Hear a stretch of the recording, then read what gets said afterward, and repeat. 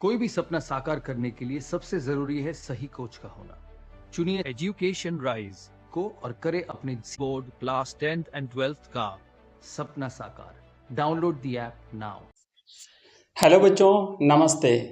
हम पढ़ रहे हैं इतिहास कक्षा 12 का चैप्टर फर्स्ट के क्वेश्चन आंसर।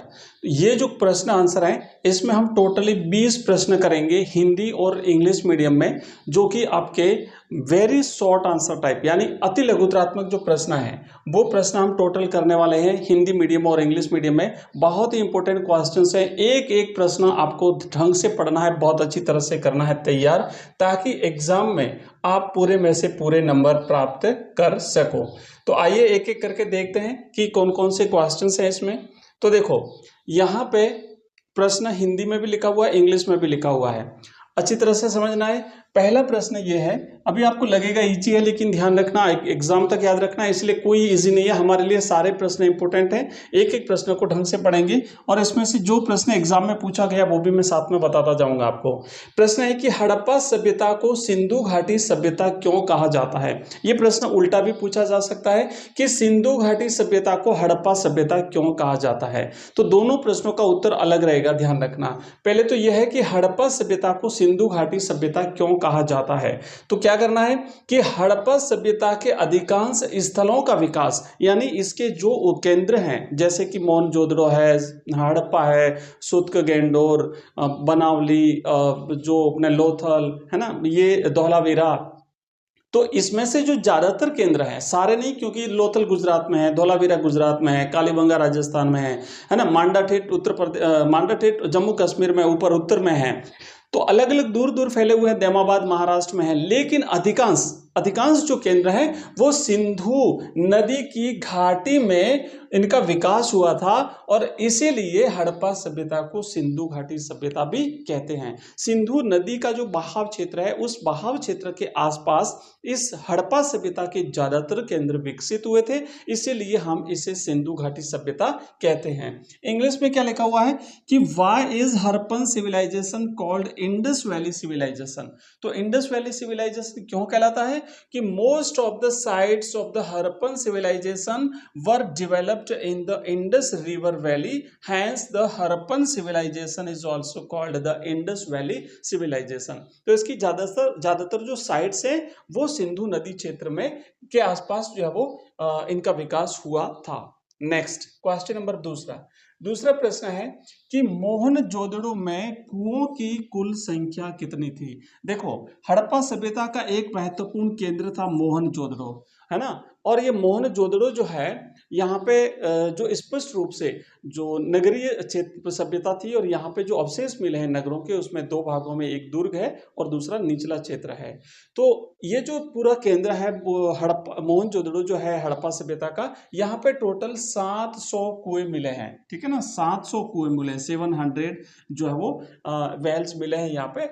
इंग्लिश में भी प्रश्न लिखा हुआ है अराउंड 700, ठीक है। तो कितने कुएं मिले थे यहाँ पे? 700 कुएं मिले थे। पूरे सिंधु घाटी सभ्यता की बात नहीं हो रही, ध्यान रखना, खाली मोहनजोदड़ो का पूछा है। मोहनजोदड़ो में और भी बहुत विशिष्ट चीजें मिली है, जैसे अन्नागार है, स्नानागार है ना, ये बहुत सारी चीजें मिली है। यहाँ पे दुर्ग अलग मिला है, आम लोगों के रहने के लिए जो है वो नगर अलग मिला है।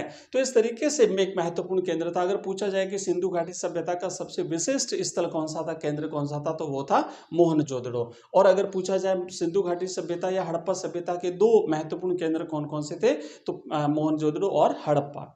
अगला क्वेश्चन देखो, आगे बढ़ते हैं। नेक्स्ट प्रश्न है, आपको इसी तरीके से एक एक क्वेश्चन बच्चों याद रखना है, और ये जो पीडीएफ है ना, इस जो हम जितने भी क्वेश्चंस करेंगे, जो सारे हमारे जो वीडियोस रहेंगे हर चैप्टर के, हर सब्जेक्ट के, उन सबकी पीडीएफ आपको हमारे ऐप में मिलेगी। ऐप है हमारा एजुकेशन राइज। मैं यहाँ पे एक बार थोड़ा सा आपको लिख देता हूँ, EDUCATION, एजुकेशन राइज, वैसे जैसा कि आप देख पा रहे हैं वहाँ पे। तो ये ऐप आपको डाउनलोड करना है। इस ऐप में सारे सब्जेक्ट के कोर्सेज है, Hindi compulsory, English compulsory, history, political science, geography, Hindi साहित्य, और ये जो ऑप्शनल सब्जेक्ट है हिस्ट्री, ज्योग्राफी, पॉलिटिकल साइंस, इनके हिंदी मीडियम और इंग्लिश मीडियम दोनों साथ में दिए हुए हैं। पीडीएफ आपको मिलेगी, वहाँ पे एमसीक्यूज मिलेंगे, वीडियोस मिलेंगे, ऑनलाइन टेस्ट सीरीज मिलेगी, सब कुछ इसमें दिया हुआ है। पीडीएफ आपको डाउनलोड करनी है, आप चाहो तो डाउनलोड कर सकते हो, आप चाहो तो वीडियो डाउनलोड कर सकते हो। डाउनलोड मतलब ऐप में ही डाउनलोड होगा, जब आपके पास नेट नहीं होगा तब भी अगर आप इन्हें पढ़ना चाहो तो पढ़ सकते हो। कोई किताब साथ में लेके चलने की जरूरत नहीं, कोई आपको बैग लेके साथ में चलने की, पूरा कोर्स आपको इसी में दिया हुआ है। अगर टेक्स्ट बुक पढ़ना चाहो हिंदी मीडियम में, वो भी इसमें दी हुई है। चैप्टर वाइज हमने एक एक चैप्टर जो हमारा जो कोर्स का जो चैप्टर बना हुआ है उसमें हमने डाल दिए हैं, इंग्लिश मीडियम में, हिंदी मीडियम में। तो जो कुछ पढ़ना चाहो, जहां पढ़ना चाहो, जब आपकी इच्छा हो, जब आपकी मर्जी हो, तब आप इसको पढ़ सकते हो। मोबाइल एनी टाइम अपने पास रहता ही है, आप जब भी पढ़ना चाहो इस कोर्स का कोई भी भाग, एमसीक्यूज पढ़ना चाहो तो पढ़ सकते हो, वन लाइनर पढ़ना चाहो तो पढ़ सकते हो, आप सब सुविधा है। तो आप इस ऐप को डाउनलोड करेंगे और वहां पे जो है वो सारे कोर्सेज पीडीएफ दी हुई है, आप उन्हें पढ़ सकते हैं।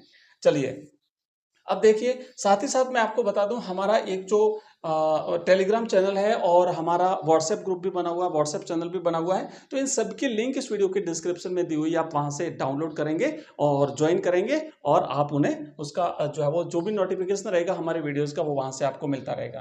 तीसरा प्रश्न है हमारा बच्चों कि हड़प्पा सभ्यता की आरंभिक बस्तियों की क्या विशेषता थी, यानी शुरुआती जो बस्तियां थी वो कैसी बस्तियां थी, वो उनकी विशेषता क्या थी। तो हड़प्पा सभ्यता की आरंभिक बस्तियां प्राय छोटी होती थी तथा इनमें बड़े आकार की संरचनाएं लगभग न के बराबर थी। तो बड़े बड़े भवन नहीं बनते थे, शुरू की जो बस्तियां हैं वो छोटी छोटी बस्तियां थी। What was the speciality of the early settlements of the Harappan civilization? तो आंसर लिखना है कि the early settlements of the Harappan civilization were often small and large size structures were almost non-existent. तो बड़े साइज के जो structure थे वो न के बराबर वहां पे दिखाई देते थे, छोटी छोटी बस्तियां थी, ये इसकी विशेषता थी। अगला क्वेश्चन देखो, नेक्स्ट है बच्चों, चौथा प्रश्न है। चौथा प्रश्न है हमारा कि चन्नू दड़ो क्यों प्रसिद्ध था। एक एक क्वेश्चन बड़ा इंपॉर्टेंट है, ये चन्नू दड़ो वाला प्रश्न पूछा गया है, आगे भी पूछे जाने की पूरी संभावना है, और इस प्रश्न को अलग तरीके से भी पूछा जा सकता है। पहले तो इसका आंसर देते हैं, फिर दूसरा प्रश्न क्या बनेगा वो भी बताता हूं। प्रश्न यह है कि चन्नू दड़ो जो है ये हड़प्पा सभ्यता का एक विशिष्ट, एक छोटा सा नगर था, ज्यादा बड़ा नहीं था, छोटा सा नगर था, लेकिन पूरा का पूरा जो ये क्षेत्र था, पूरा का पूरी जो बस्ती थी, ये शिल्प उद्योग में लगी हुई थी। विशेष करके यहाँ पे मनके बनते थे। वैसे भी हड़प्पा सभ्यता की सबसे विशिष्ट जो पूरा वस्तु है उसमें मनके भी एक महत्वपूर्ण वस्तु है, ठीक है। सबसे विशिष्ट तो मोहरे हैं, आपको पता होगा। अगर प्रश्न बनता है कि हड़प्पा सभ्यता की सबसे विशिष्ट पूरा वस्तु कौन सी है, तो वो है मोहरे, और उसके बाद फिर आता है नंबर मनके का। तो ये मनके जो है ना वो चन्नू दड़ो में बनते थे। ये एक मनके बनाने का एक विशिष्ट केंद्र था। तो मनकों के निर्माण के लिए प्रसिद्ध था। यहाँ पर बड़ी मात्रा में मनके बनाए जाते थे। मनके देखे आपने, जैसे वहां पे एक माला दी हुई है, इसके पिक्चर्स भी हैं। आप अगर हमारा नोट्स वाला जो हमने जो पीडीएफ डाली है ऐप में वो देखोगे तो वहां पे हमने हर चीज के साथ में उसकी पिक्चर भी लगाई हुई है, तो आपको इजीली समझ में आ जाएगा हर चीज क्या है, किसे कहते हैं, मनके क्या होता है। वहां पे जो मोहरे मिली है वो मोहरे क्या होती है, मोहरे कैसी होती थी, मोहरों के ऊपर किसके चित्र होते थे। वहां पे जो मृदभांड मिले हैं, वहां पे और मूर्तियां मिली है, मातृ देवी की मूर्ति है, चाहे वो भगवान शिव की मूर्ति है, बैल की मूर्ति है, जो बैलगाड़ी है उसकी मूर्ति है, हल की मूर्ति, सारी चीजें वहां पे दी हुई है। तो Why was Channu Daro famous? तो आंसर लिखना है कि Channu Daro was famous for the manufactures of beads. Beads were made here in large quantity. तो यहाँ पे विशाल स्तर पर beads का निर्माण किया जाता था, मनकों का निर्माण किया जाता था।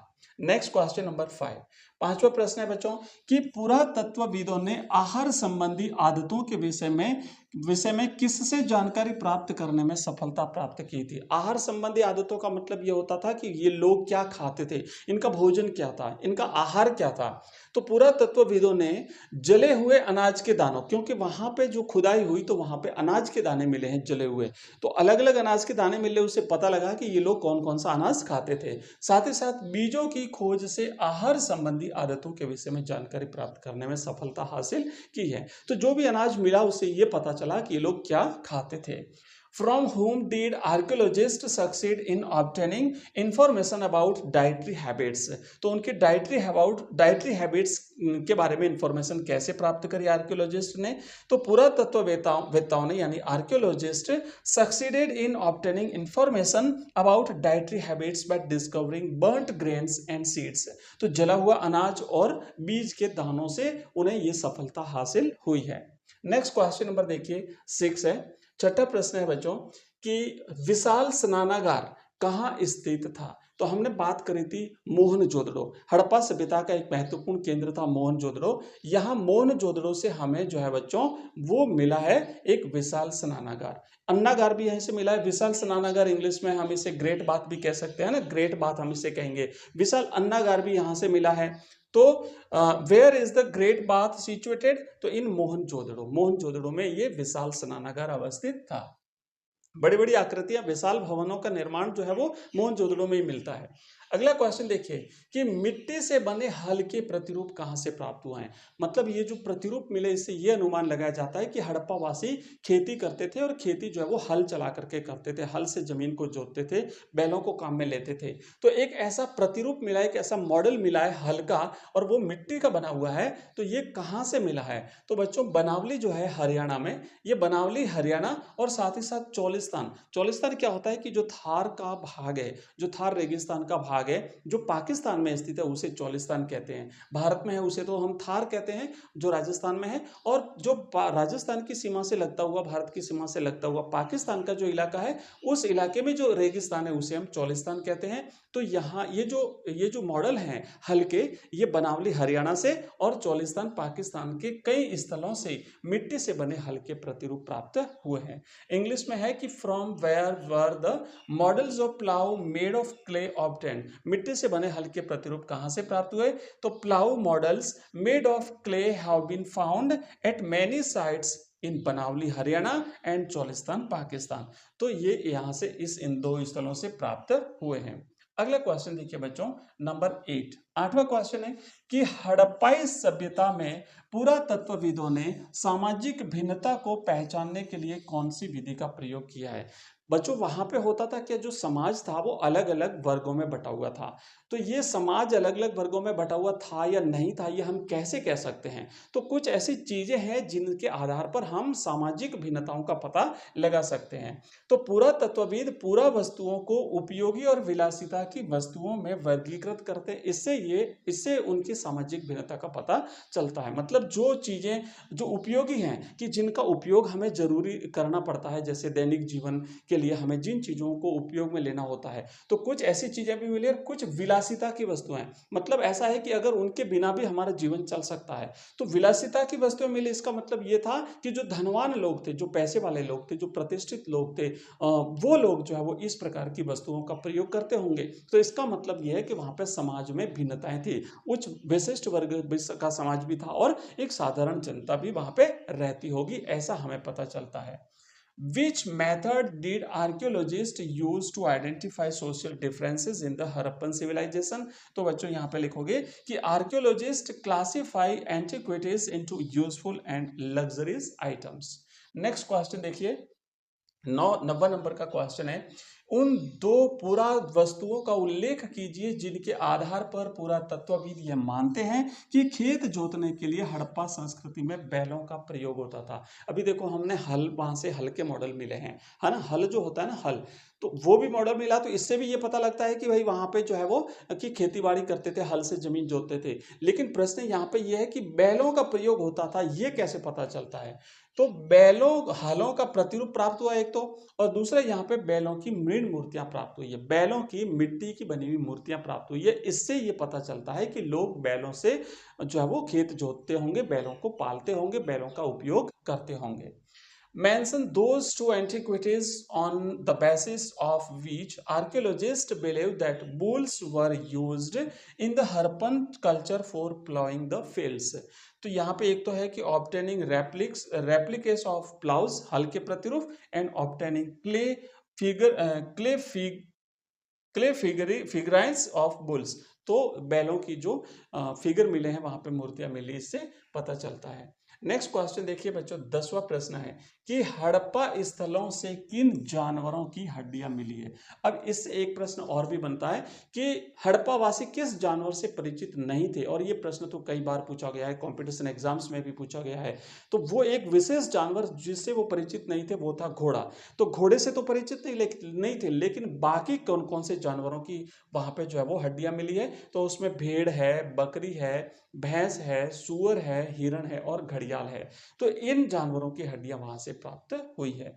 तो नेक्स्ट है कि bones of which animal have been found from Harappan sites, तो sheep, goat, buffalo, pig, deer and crocodile. ठीक है, तो बच्चों देखो हमने 10 क्वेश्चंस किए हैं। तो ये बहुत लंबी सीरीज है हमारी, ये प्रश्न इसी तरीके से चलते रहेंगे, बहुत ज्यादा क्वेश्चंस है हिंदी मीडियम और इंग्लिश मीडियम में। इसके साथ साथ हम जो आपके टेक्स्ट बुक के जो क्वेश्चंस है, पाठ्य पुस्तक के जो प्रश्न उत्तर है वो भी हम कर रहे हैं। वो उसका हमने एक भाग पहले डाल दिया है, दूसरा भाग आज या कल में आपको मिल जाएगा, और अब हम उसको भी हिंदी मीडियम और इंग्लिश मीडियम दोनों एक साथ करेंगे। नोट्स भी हम उसी तरीके से पढ़ेंगे। तो हमारे सारे कोर्सेज इसी टाइप से हम पढ़ने वाले हैं। मैंने पहले बता दिया, आप हमारा ऐप डाउनलोड कर लेंगे। आप देख रहे हैं एजुकेशन राइज नाम से हमारा ऐप है। इसके अलावा हमारा एक नंबर है जो मैं आपको दे देता हूं, नंबर नोट कर लीजिए। उस नंबर पे आप हमें जैसे ही व्हाट्सएप मैसेज भेजेंगे तो आपको हमारे सारे लिंक प्राप्त हो जाएंगे, हमारे ऐप का लिंक, हमारी वेबसाइट का लिंक, हमारे टेलीग्राम चैनल का, व्हाट्सएप ग्रुप का, व्हाट्सएप चैनल का, सारे लिंक आपको मिलेंगे। हमारे कोर्सेज के, हमारे प्लेलिस्ट के सब लिंक आपको मिल जाएंगे। वहां से जो भी आपको पढ़ना है लिंक पे क्लिक करके आप पढ़ सकते हैं। तो नंबर नोट करिए बच्चों, नंबर है 9079622989। ये नंबर आप जो है वो नोट कर लीजिए। इस नंबर पे आप हमें व्हाट्सएप मैसेज कर सकते हैं।